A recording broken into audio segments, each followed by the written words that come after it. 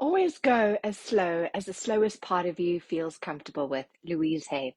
Guys, stop being so hard on yourselves. Be more gentle because it does. It takes time for us to move from negative thinking to positive thinking because we've spent so many years in cognitive fusion, believing, not even questioning the thoughts that we have about yourselves. Hey guys, and welcome to today's video where we're going to be taking a journey. We're going to be looking at 6 journaling prompts where that can begin to help us, to guide us in that process of turning those negative thoughts into positive actions. In my previous 2 videos, which I will put a link to in the description below, we've been talking about the theory of constructed emotion. Now, the key word there is constructed. Why this is important is because in psychology, we talk about the concept of cognitive fusion. Cognitive fusion is when you no longer even consciously think about a thought because you just simply believe it to be true about yourself. We know that we have established neural pathways, which are those chemical thoughts that we have about ourselves. And in today's video, we're going to be looking at 6 prompts, 6 journaling prompts. So you're welcome to pause this video and grab your journal as we go through them so that we can begin to reframe.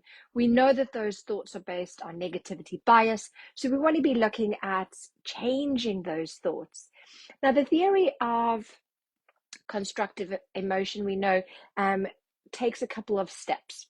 The first step is really where we are triggered. We have an external trigger, we're in a situation, and it triggers us unconsciously. Now, that's where the cognitive fusion comes in. It triggers all of those unconscious beliefs that we don't even know that we have. So we want to today bring those into the forefront. That then triggers a physiological response.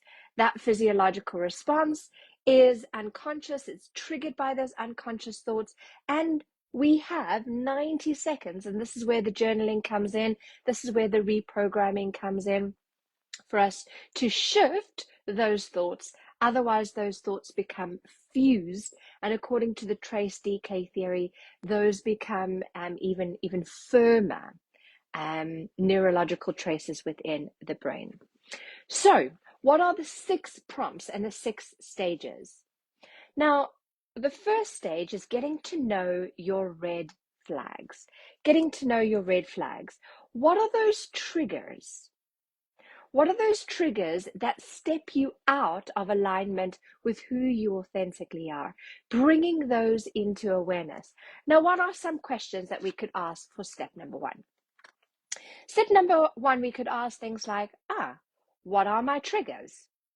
Question number 1, what are my triggers?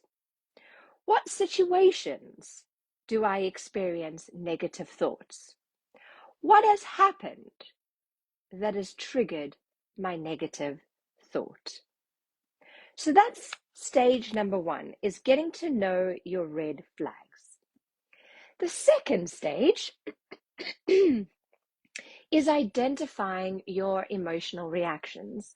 Identifying your emotional reactions. And this is where I would encourage you to get comfortable with the pause, getting comfortable with mindfulness, getting comfortable just being in that space of observer, zooming out and not attaching to your emotions, not attaching any emotion, just being detached and observing what is actually going on.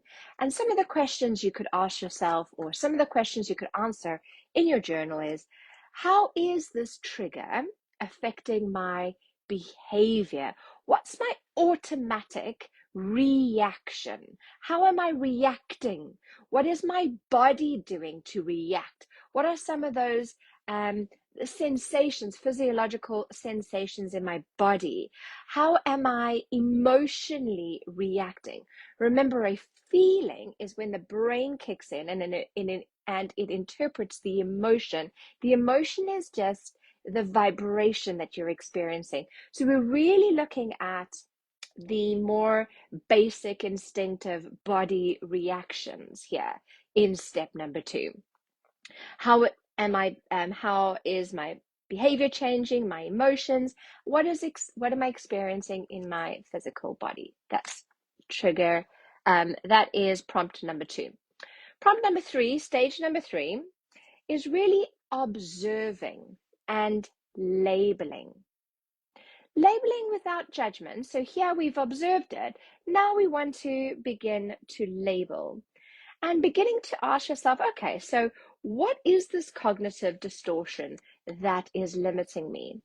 What is this pattern? So bring the brain, bring the mind, bring the conscious awareness into the physiological response. What is the negative thought that I have in my head? And labeling it without judgment. And often research shows that the simple act of labeling it dissipates some of the energy, some of the tension, because you're recognizing, you're saying, I see you and it is okay. Which moves us to step number 4, which is acceptance, which is self-love. It is okay to feel.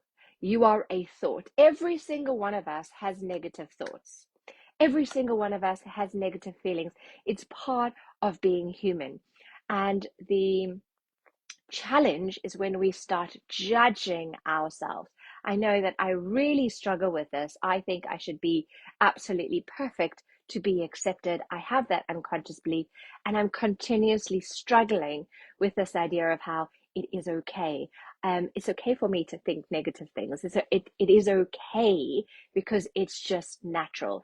But I am not my thoughts. It's only a thought, and a thought can be changed. It's only a feeling, and a feeling can be changed. So looking at self-acceptance, I am not my thoughts. And the journaling prompts here are, what would you say to a friend who was experiencing the same? What would you say to a friend who was experiencing the same? And beginning to look at, okay, so how have my thoughts been keeping me safe? What is it that these thoughts have been protecting me from? And beginning to see that space from a space of gentleness. How old is this thought? Because we know that it comes from an inner child. It comes from from previous videos, that we often speak about how a lot of these unconscious thoughts of not being good enough come from the ages of 0 to 7, when we are still in that space of not fully understanding, and we take on all of that because we process everything in the body unconsciously. So it's a part of you that feels unsafe. So how would you speak to a child? Those of you who have children, how would you speak to your child if they are upset? What would you say to them? And begin to get to know your inner child. Number 5. Number 5 is really where we begin to reprogram and reframe. We're looking at replacing the negative to the positive. Here we move from cognitive fusion to diffusion. We are breaking up and we're beginning to reprogram. So some of those journaling prompts can be, what would happen if I let this go?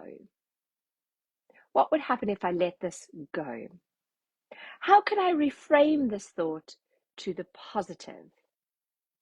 What evidence is there to contradict this? This is where we get beginning to think, what would my life be like without this thought? That's number 5. Number 6 is where we begin to create habits and we begin to practice gratitude. We're beginning to create a new habit. This might take 3 days for some people. It might 7 days, 21 days, 6. It depends on how deep the negative thought is. That's why the quote today is really powerful, which is always go as the slowest part of you feels comfortable with. So our journaling prompt today is, what is the gift? What is this teaching me about where I am not in alignment with my fullest expression? What is this teaching me about how I can connect more with my true nature? What is the silver lining? And those are your 6 prompts. So as always, I'm really curious. what has been important for you from our video today? What's been your biggest takeaway? Feel free to share in the comments below what's been your biggest takeaway and what are you going to be practicing between now and our next video. Maybe you want to practice all 6 of the journal prompts. Maybe it's one that you want to look at. So today, really, we looked at understanding how we are all human and we all experience this. We all have negative thoughts, but that's part of being human. And our power is found in understanding that we want to begin to move from cognitive fusion to diffusion. We are not our thoughts. Our thoughts can be changed, our emotions can be changed. And it is through the power of being mindful, being present. And that's why I love mindfulness. I love slow living. I love those deep breaths because it brings us back from the unconscious to the conscious. Thanks for joining me on this journey today. If you enjoyed this video and you'd like to support me, I'd love for you to subscribe or follow me wherever you're watching this video. Feel free to like, to share, and I look forward to seeing you in our next video where we look at unleashing your inner charisma, one insight at a time. We'll see you soon, guys. Bye.